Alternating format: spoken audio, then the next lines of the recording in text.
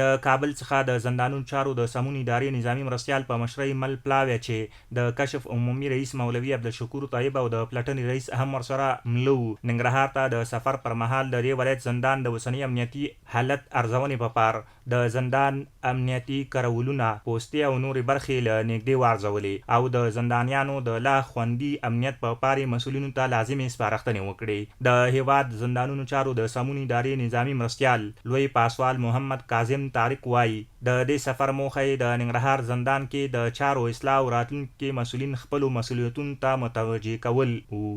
دا ځل د زموږ موخه او پروګرام داسې و چې ما د نورو ادارو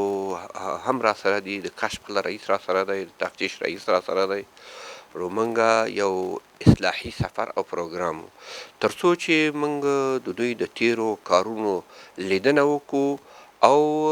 کم شی چې موږ ولیدل هغه دوی لپاره خاص راهنمایي وکړو.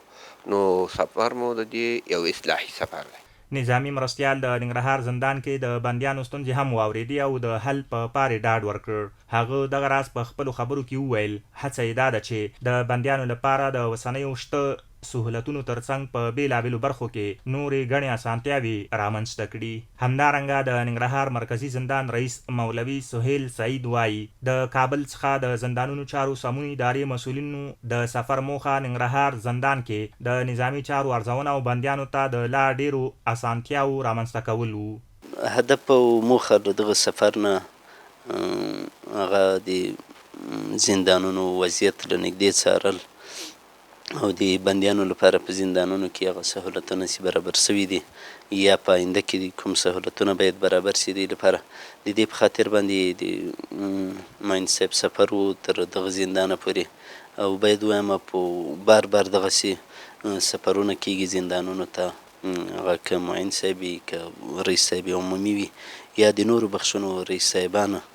هغه راځي تر څو د زندانیانو لپاره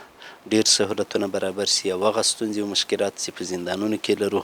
هغه حل و فصل شي.